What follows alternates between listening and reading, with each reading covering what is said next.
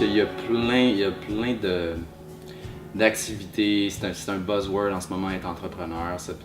On veut passer à la télé. Moi, j'appelle ça carrément les nouveaux acteurs. T'sais, avant, là, quand tu voulais être vraiment hot, tu étais acteur de cinéma. Aujourd'hui, c'est être entrepreneur. T'es au sommet de comme l'estime sociale, j'ai l'impression. Ou surtout, on essaye de le valoriser comme ça dans les 5 dernières années. Mais je pense qu'il faut arriver à diversifier un peu plus le message, puis mettre l'argent nécessaire pour que ça arrive.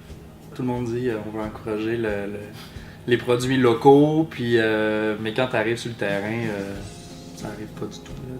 Nous, on vend plus hors Québec puis hors Canada qu'au Québec. Puis on a commencé à vendre au Québec quand les gens de Toronto en achetaient. Ben là, les gens du Québec étaient confiants qu'ils pouvaient en acheter, mais c'était pas eux qui faisaient vraiment le premier pas, alors que je pense que le discours est très dichotomique entre le discours et les actions, en fait. Ouais.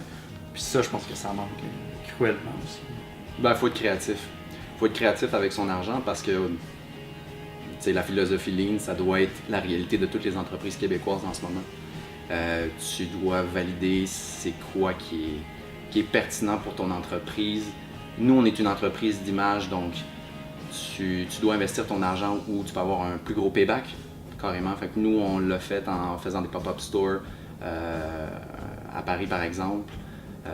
On essaie de faire parler notre marque là où, justement, on ne s'adresse pas simplement au Québec ou au Canada, où on s'adresse au monde parce que c'est le monde qui veut acheter notre produit. Pour nous, c'est une nécessité d'aller à l'international parce qu'avec le produit niché qu'on fait, il faut sortir de notre marché intérieur pour vendre nos stocks, pour atteindre nos objectifs de vente. Donc, dès le départ, pour nous, c'était vraiment, ça faisait partie de l'équation à l'international parce que si on basait notre modèle d'affaires et nos prévisions sur le marché intérieur, c'était pas viable.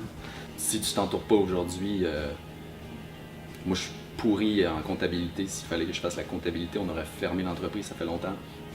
Même s'il fallait faire des lunettes.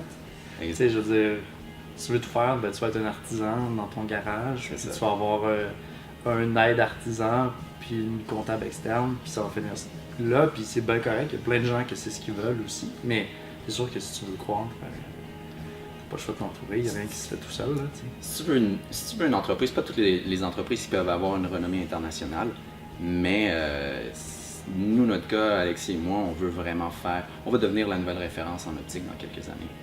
Pour en savoir plus, allez sur prospérité.québec.